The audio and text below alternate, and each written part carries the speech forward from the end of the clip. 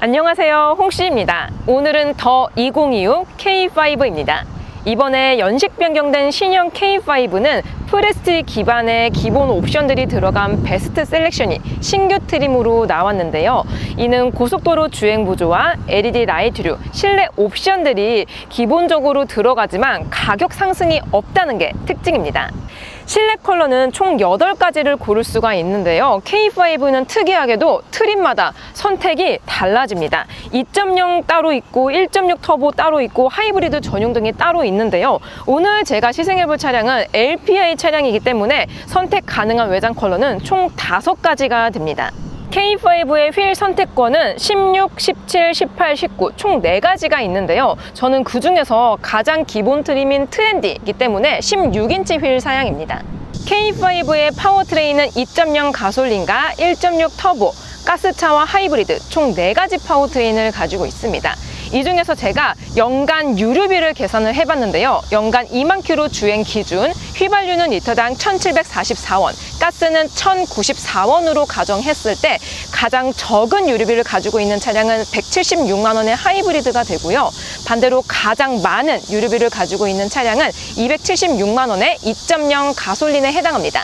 이 중에서 가스차인 LPI는 연간 223만 원이 들면서 적은 차량 금액으로 유류비가 저렴하기 때문에 장거리를 갈수록 이득이 되고요. 반대로 하이브리드는 초기 비용이 많이 들기는 하지만 5년 이상 유지를 했을 경우에는 가장 적게 유류비가 들어갑니다. 그리고 트렁크는 현재 기본 트렌디 트림이기 때문에 이렇게 꾹 눌러야지 개폐가 됩니다. 전동 트렁크는 미지원이 되고 있어요. 그리고 이 차량 같은 경우는 가솔린이나 하이브리드에 비해서 공간이 30% 정도 적은 350m를 가지고 있는데요. 그 이유 중에 하나는 이 아래쪽에 보시면은 곰배형 가스 탱크가 들어가기 때문입니다. 다만 완전 과거와 비교했을 때에는 가스차 치고는 나름 준수한 공간을 가지고 있는 것 같아요. 짠! 더 2026 K5 실내로 들어왔습니다. 실내 컬러는 총 3가지 중에 하나를 고를 수가 있고요. 지금 보시는 차량은 블랙 컬러입니다. 그리고 2026으로 연식 변경이 되면서 실내에서 기본화된 옵션으로는 스웨이드 헤드라이닝과 하이패스, 동승석 파워 시트와 워크인 디바이스와 릴렉션 시트, 그리고 마지막으로 풀오토 에어컨과 공기청정 시스템, 오토 디포그까지 들어갔다는 게 특징입니다. 다만 제가 오늘 시승해볼 차량은 2.0 LPI 가스차에다가 기본 트림인 트렌디인데요. 가장 먼저 스티어링휠에는 기본 트림에도 가죽으로 림이 둘러싸여져 있고요. 또한 이 차량은 드라이브 와이즈가 들어가 있기 때문에 고속도로 주행 보조도 들어가 있습니다. 그리고 CCNC 운영체제가 들어가 있는 차량 중에서 풀 디지털 클러스터가 아닌 차량을 사실 오늘 처음 타보는데요. 풀 디지털 클러스터가 아닐 경우에는 그래픽이 조금 다른 것들이 들어갑니다. 그래서 센터 창에서 연비라든지 나의 방향 또는 주행 보조 기능 눌렀을 때 나오는 것들과 타이어 공기압들을 볼 수가 있습니다. 그리고 인포테인먼트는 풀 옵션과 비교했을 때 사실 큰 차이가 나지 않기 때문에 깔끔하고 예쁩니다. 내비도 다 들어가 있어요. 다만 제가 CCNC 운영체제를 사용하는 차량 중에서 기본 트림을 처음 타보는데요. 지금 이 차량은 풀 에어컨이 들어가 있지 않은 사양입니다. 풀 오토 에어컨이 들어가 있을 때는 그래픽이 요게 아니거든요. 풀 오토 에어컨이 안 들어가 있는 차량들은 이런 식으로 미디어는 버튼들이 조금 널찍널찍 배치가 되어 있고요. 슬라이드를 해서 공조 시스템을 사용할 때에는 오토 모드가 없기 때문에 이렇게 송풍을 조절을 해야 됩니다. 풀오토 에어컨이 들어가 있는 차량들과 비교했을 때 기능이 조금 부족하긴 하지만 오히려 이렇게 버튼들이 띄엄띄엄 있어서 그런지 시인성은 더 좋게 느껴지고 있어요. 그리고 공조 시스템 아래쪽에는 가변 형식의 이 C타입 충전 포트와 함께 C거잭도 있습니다. 풀옵션으로 가게 되면 이쪽에 무선 충전 패드가 있는데요. 저는 지금 트렌디 완전 기본 트림을 타고 있기 때문에 따로 무선 충전은 없습니다. 그리고 중간에 보시면은 렌터카 트림 중에서 기본 트림 같은 경우는 일반 물리적인 기어가 들어가는데요. 얘는 지금 SBW 팩이 들어가 있어서 전자식 다이얼이 들어가 있습니다. 요것 때문에 풀옵션 차량을 탄 것 같은 기분을 느낄 수가 있어요. 그리고 SBW 팩을 넣게 되면은 전자식 파킹 브레이크와 함께 오토홀드가 기본적으로 딸려오기 때문에 요거는 기본으로 넣는 게 편할 것 같습니다. 그리고 안쪽에는 열선과 통풍, 버튼들이 집약적으로 배치가 되어 있고요. 드라이브 모드는 이렇게 다이얼식으로 변경을 할 수가 있습니다. 컵홀더도 꽤 크게 들어가 있고요. 안쪽에도 디지털 키를 넣을 수 있는 공간이 큼지막하게 들어가 있어요. 암레스트 안쪽에도 별도의 수납 공간이 있기 때문에 사실 수납 스트레스는 거의 없지 않을까 싶습니다. 그리고 도어 트림도 풀 옵션과 비교했을 때 재질이 살짝 아쉽습니다.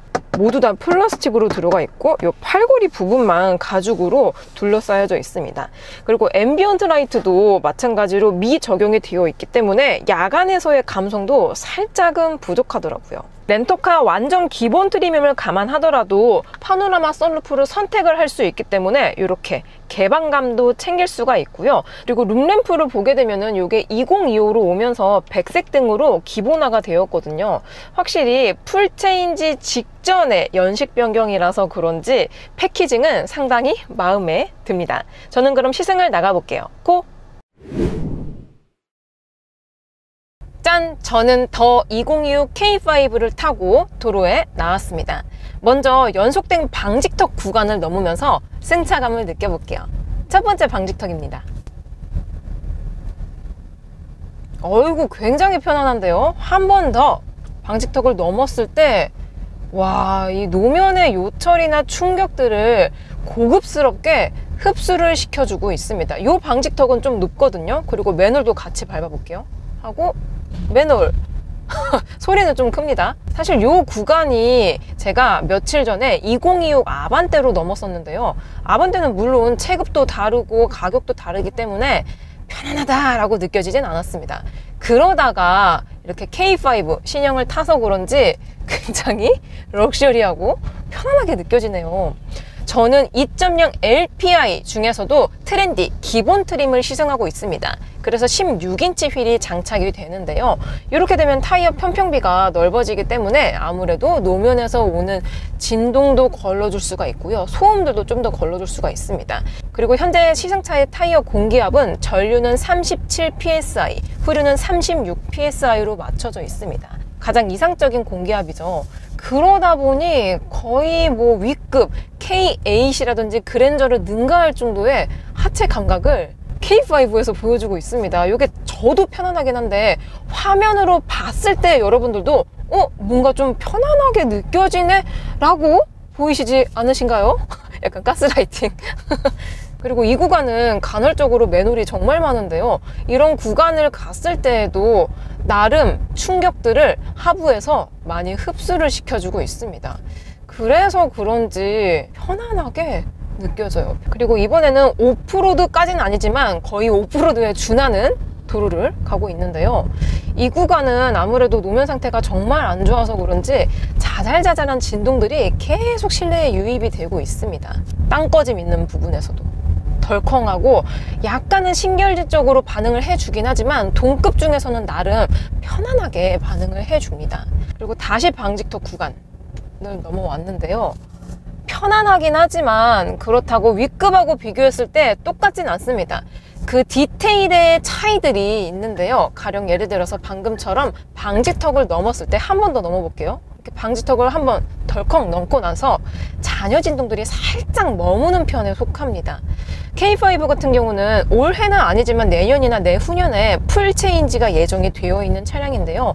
그리고 하부 서스펜션이나 댐핑들도 요즘 현대기아 최신 부품들인 하이드로 부시라든지 아니면 주파수 감음형 밸브라든지 이런 것들이 들어가 있진 않습니다. 그래서 그런지 잠깐 탔을 때의 하체 감각은 편안하고 컴포트하지만 이러한 상태를 오래 지속적으로 장거리를 갔을 때에는 누적 피로가 발생이 될 수가 있습니다. 왜냐면 지금처럼 이렇게 계속 잔여 진동들이 두둥 한 다음에 두둥 계속 머금고 있기 때문이죠. 그래서 호불호가 있을 수는 있겠지만 도심 주행 위주라면은 이러한 세팅이 편안하게 느껴지죠. 자, 그래서 제가 시승 중인 차량은 2.0 LPI 가스 차량인데요. LPG 연료를 사용하는 차를 거의 몇 년 만에 타봅니다. 요즘 신차로 구매를 할 때 가스차의 모델들이 많지가 않기 때문에 굉장히 귀하거든요. 그러기 때문에 굉장히 오랜만에 타보는 것 같습니다. 요번에 2026으로 연식 변경이 되면서 베스트 셀렉션이라는 트림이 신설이 되었는데, 아쉽게도 가스차 LPI에서는 베스트 셀렉션 트림이 없습니다. 없어요. 이 베스트 셀렉션을 누리시려면은 무조건 가솔린으로 가셔야 됩니다. 요거는 살짝 아쉬운 것 같아요. 자, 드디어 자동차 전용 도로에 진입을 했습니다. 시트 포지션은 중형 세단이기 때문에 너무 높지도 낮지도 않은 아주 적합한 정도의 시트 포지션을 가지고 있고요. 또한 SUV, 스포츠 유틸리티 차량만 타시던 분들이 타기에도 무난하게 부담스럽지 않은 시트 포지션을 가지고 있었습니다. 제가 얼마 전에 아반떼 2026을 시승을 했었는데요.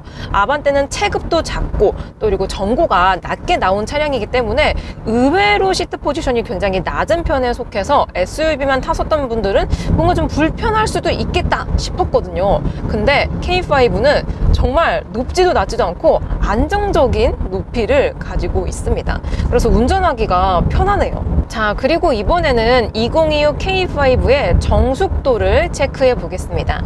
현재 시속 80km로 주행 중이고요. 요랬을 때 데시벨을 측정해 보면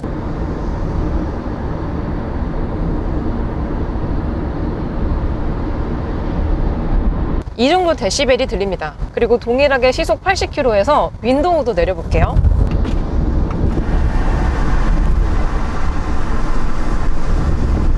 이제 닫아보겠습니다. 이중접합 유리는 없어요. 오, 굉장히 평범하게 모터가 작용을 합니다.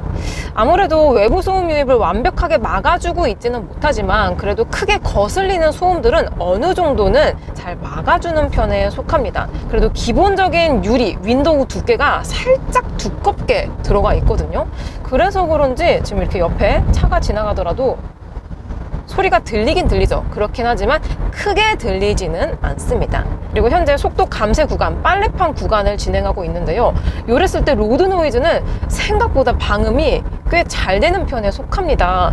사실 K5 동급 차량 중에서는 소나타가 있죠. 요 정도 차량을 탔을 때 윈드 노이즈라든지 로드 노이즈를 엄청나게 기대하기는 조금 어려운 느낌이 있는데, 트랙이 있는 구간 이런 데를 갔을 때에도 생각보다 하부 소음이 잘 크게 안 들어옵니다. 밑에서 잘 걸러주고 있어요. 아무래도 제가 타고 있는 차량은 페이스리프트 모델에 또 연식 변경까지 되었기 때문에 디테일의 마감, 완성들이 좀 더 좋아진 모델이거든요. 그래서 그런지 생각보다 좋은 방음을 가지고 있습니다. 그리고 풀 가속을 해보기 전에 가스차는 보통 가솔린이나 하이브리드 파워트레인에 비해서 출력이 조금 부족하지 않나? 밟았을 때 안 나가는 거 아니야? 라는 걱정을 할 수가 있습니다. 과거 같은 경우는 실제적으로 가스차들 같은 경우는 가솔린 차량들과 비교했을 때 출력이 조금 부족하고 특히나 가속감이 밍숭맹숭하다 이런 느낌이 있었거든요. 근데 요즘 가스차들 같은 경우는 LPI라고 개선된 엔진이 들어가 있습니다. 또한 연료 분사 방식도 과거에는 기화해서 사용을 했다면 요즘은 직분사 방식으로 바로 쏴주기 때문에 좀 더 출력이 좋아질 수가 있었고요. 또한 고압 직접 분사 방식을 채택하고 있기 때문에 2.0 자연흡기랑 비교했을 때 솔직히 말하면 가속감이 크게 차이가 나진 않습니다. 지금 이 차량 같은 경우도 자연흡기 엔진이 들어가 있긴 하거든요. 그래서 이렇게 브레이크를 밟았다가 지금 에코 모드예요. 에코 모드에서 살짝 스로틀 밟아볼게요. 이렇게 밟았을 때 물론 자연흡기 특성상 약간의 여유로운 가속을 가져가고 있긴 합니다.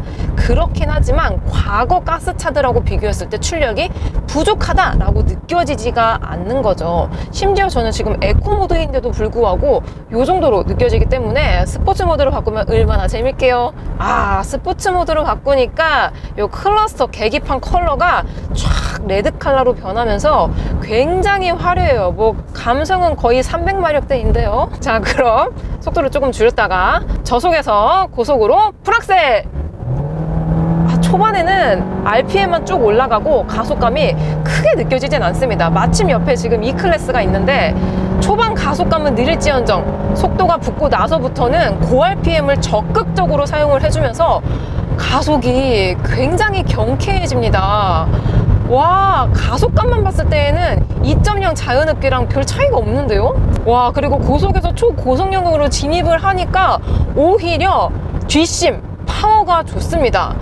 야, 옛날 가스차랑 비교하면 거의 장족의 발전에 가깝네요. 다른 차입니다. 다른 차예요. K5 LPI는 누 2.0 자연흡기 엔진에 자동 6단 미션 조합으로 146마력의 19.5토크의 힘을 발휘하고 있습니다. 수치상으로만 봤을 때에는 엄청 막 퍼펙트하고 파워풀하진 않거든요. 근데 실제로 달리면은 생각보다 파워풀합니다. 다시 한번 밟았을 때 소리는 좀 커요. 소리는 조금 크지만 고RPM을 적극적으로 사용을 해주고 있습니다.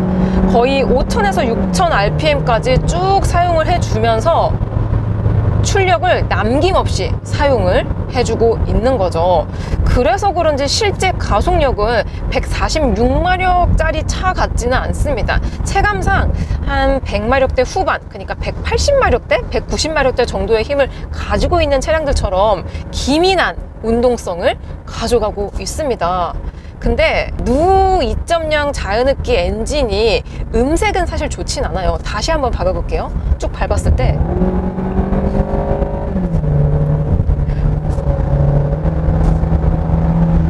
소리는 거의 뭐 F1 머신 뺨칠 정도의 사운드를 가져가고 있는데, 아, 이게 듣기 좋은 음색이 있고 약간 불쾌한 음색이 있는데 그 중간 어느 곳에 있습니다. 그렇다고 아예 듣기 좋진 않지만 그렇다고 완전 좋지도 않은 좀 애매한 엔진 사운드를 가지고 있어서 요거는 조금 더 손을 본다든지 아니면은 가상 엔진 사운드 있잖아요. 요즘 액티브 엔진 사운드 이런 것들을 살짝 넣어주면은 조금 더 보완이 될 것 같습니다. 그리고 스티어링을 뒤편에 보시면은 패들 시프트도 존재를 하거든요. 그래서 다시 한번 엑셀을 쭉 한 다음에 제가 업시프트를 해보겠습니다. 와, 지금 이제 3단 사용해주고 있어. 지금 이제 4단. 오, 변속 되게 부드러워. 야, LPI 기준으로 자동 6단 변속기가 들어가 있거든요. 그래서 저는 이 고속 항해치가 막 엄청 여유롭지는 않을 것 같다라는 예상을 했었는데 실제로 타보니까 의외로 고속 영역이 굉장히 넓습니다. 오히려 요거는 2.0 가솔린하고 비교했을 때 고속 항해치가 좀 더 높은 것 같아요. 오, 그럼 여기서 계속 이제 업시프트를 했기 때문에 다운시프트도 한번 해보겠습니다. 가다가 다운시프트. 아, 변속 충격이 거의 없어요. 굉장히 부드럽습니다. 와우, 생각보다 고급스러운 변속감을 가지고 있네요.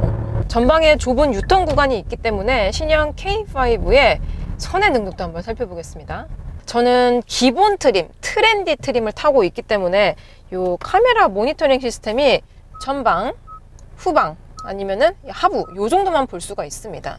이게 풀옵션으로 가게 되면은 360도 어라운드 뷰가 들어가기는 하는데 사실 요 정도 차급까지만 하더라도 좁은 뭐 골목길이라든지 주차가 불편한 차급은 아니거든요. 그래서 운전을 어느 정도 하신다 하시는 분들은 사실 360도 어라운드 뷰가 없어도 괜찮다라는 생각이 듭니다. 그리고 화질도 생각보다 괜찮아요. 이 하부는 약간 좀 찌글찌글하긴 한데 전방 뷰나 후방 뷰는 화질이 선명하다. 대다수의 차량들이 드라이브 모드를 바꾸게 되면은 출력이라든지 또 에어서스가 있는 차량들은 승차감이 전고 조절도 되고 보통의 차량들은 스티어링 휠 조정이 조금 되거든요. 마침 신호가 바뀌었기 때문에 가보겠습니다. 될 것인가? 오, 되게 날렵한데? 세상에. 중형 세단 치고는 스티어링 휠 기어비가 살짝 높게 세팅이 되어 있습니다. 그래서 적은 핸들링으로 큰 회전 반경을 가져가서 방금처럼 좁은 유턴 구간에서 정말 문제없이 탈출을 할 수가 있었어요.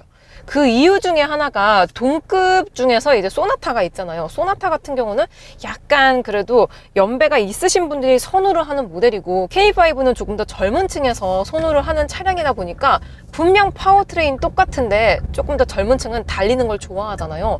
그래서 이러한 디테일한 세팅들을 좀 더 젊은 층이 좋아하게끔 만든 것 같습니다. 드라마틱한 수준의 엄청난 큰 차이가 나지는 않지만 저처럼 리뷰어 입장에서는 약간의 성향이 느껴진다 라고 생각이 들어요. 자, 전방에 코너 구간이 있기 때문에 K5의 선회 능력도 한번 살펴보겠습니다. 현재 드라이브 모드는 스포츠 모드로 세팅을 해둔 상태이고요. 이 차는 지금 FF 전륜구동 차량입니다. 오, 생각보다 날렵한 코너 성능을 가지고 있습니다. 그리고 전륜구동 플랫폼이라서 당연히 약한 언더스티어가 있긴 한데 강하게 느껴지지가 않아요. 흡사 4륜구동을 탄 것처럼 꽤 기민한 선의 능력을 보여주고 있습니다. 오, 괜찮은데요? 그리고 저는 휠이 제일 작은 16인치를 시승하고 있음에도 불구하고 의외로 롤링도 크게 느껴지진 않습니다. 방금 제가 코너가 제일 깊은 구간을 갔을 때 롤링이 살짝 있긴 있어요. 아예 없진 않지만 기대 이상으로 날렵하게 느껴집니다. 자, 그럼 이 기세를 몰아서 급조양까지 한번 해볼게요. 먼저 좌측으로 해보겠습니다. 착 틀고 나서 무게중심이 상당히 안정적입니다. 가솔린과 비교하더라도 조금 더 안정적이에요. 반대로 한 번 더 해볼게요. 딱 핸들을 딱 틀고 나서 하중 이동이 있기는 있어요. 있기는 있는데 요거는 이제 휠이 작고 타이어 편평비가 높아서 요 노면에서 걸러주지 못하는 것들이 있는 것이지, 만약에 18인치나 19인치 사양을 탔더라면은 훨씬 날렵하게 반응을 해줄 것 같습니다. 그리고 제가 가솔린에 비교해서도 뭔가 날렵하다라고 느껴지는 포인트가 있는데요. 바로 저는 지금 LPI 가스차를 시승하고 있습니다. 이게 가솔린하고 비교했을 때 공차 중량이 조금 더 나갑니다. 그리고 무게중심이 이 뒤쪽에, 리어 쪽에 조금 더 잘 잡혀 있다 보니까 급 조향을 했을 때 더 안정적이다 라고 느껴질 수 있는 포인트가 되는 거죠. 그래서 다시 한번 이렇게 핸들을 딱 틀어보면은 하중 이동은 살짝 있긴 하지만 무게중심이 하부 쪽으로 잘 잡혀 있어서 괜찮아요. 괜찮습니다. 그래서 K5 LPI 모델로 와인딩을 가시는 분들은 사실 많이 없겠지만 와인딩을 가더라도 갈 수 있는 차량이 되는 거죠. 그러니까 못 가는데 안 가는 차량과 갈 수 있는데 안 가는 거는 굉장히 큰 차이가 있거든요. 얘는 갈 수 있습니다. 있어요. 자, 그리고 이번에는 주행보조 기능을 사용을 해보겠습니다. 요번에 K5가 2026으로 연식 변경이 되면서 베스트 셀렉션 트림 기준으로 요 고속도로 주행보조 기능이 기본화가 되었거든요. 그래서 내비 기반 스마트 크루즈 컨트롤부터 해가지고 온갖 ADAS가 다 기본화가 되었습니다. 근데 저는 아쉽게도 베스트 셀렉션 트림이 없는 가스차 LPI를 타고 있기 때문에 기본화는 아니에요. 저는 지금 이게 옵션이 추가가 되어 있는 차량입니다. 그래서 버튼 한 번만 누르면 바로 조절이 가능하고요. 앞차와의 간격 조절과 그리고 속도도 1km 단위로 조절이 가능하고요. 차선 보조와 핸들 보조까지 같이 들어가 있습니다. 현대 HDA1이 들어가 있어요. 그래서 현재 지금 약간 코너진 구간이거든요. 요랬을 때 차선 인식률이나 핸들 유지가 의외로 잘 되는 편에 속합니다. 핸들을 잡으시오라고 했을 때 LPI 기준으로 정전식이 아니고 토크 방식입니다. 그래서 제가 이렇게 핸들을 딱 틀어줘야지 이 경고문이 사라지네요. 이거는 살짝 아쉽습니다. 그리고 요즘 신차들 같은 경우는 HDA2가 들어가거든요. 그래서 차선 변경 보조까지 같이 지원이 되는데 얘는 아쉽게도 과거 버전인 HDA1이 들어갑니다. 요거는 추후에 풀체인지가 되면은 싹 업그레이드가 될 것 같아요. 자, 마지막으로 연비 정보입니다. 현재 저는 2.0 LPI 가스차를 타고 있기 때문에 복합 연비는 리터당 9.8km가 나옵니다. 참고로 K5는 4가지 파워트레인이 있는데 여기서 하이브리드 같은 경우는 무려 복합 연비 19.8km가 나옵니다. 그러니까 얘 가스에서 1이 하나가 더 붙는 거예요. 10km 차이입니다. 그래서 무조건 연비를 중요시 여기시는 분들은 하이브리드가 좋기는 하지만 차값이 비싸잖아요. 그리고 제가 타고 있는 이 가스 LPI는 차값이 저렴합니다. 근데 충전비도 저렴하죠, 가스비. 그러기 때문에 연간 주행 가는 거리가 적으신 분들에게는 하이브리드보다는 오히려 제가 타고 있는 가스차를 추천드립니다. 그래서 복합연비가 리터당 9.8km긴 하지만 현재 제가 타고 있는 차량 기준으로 트릭 컴퓨터상 연비가 11.5km가 나오고 있습니다. 사실 요 정도 연비가 꾸준하게 나온다면은 2.0 가솔린하고 거의 진배 없거든요. 그렇기 때문에 저는 요 LPI도 괜찮다라고 느껴지네요. 짠! 이번에는 2025 K5 2열에 탑승을 했습니다. 일단 중형 세단답게 공간은 굉장히 널널합니다. 현재 1열을 제 운전 시트 포지션으로 맞춰놨는데 그랬을 때 레그룸은 2뼘 정도가 나오고 헤드룸도 주먹 2개 이상이 나옵니다. 굉장히 쾌적하네요. 자, 그럼 안 좋은 노면을 지속적으로 가면서 승차감을 느껴보겠습니다.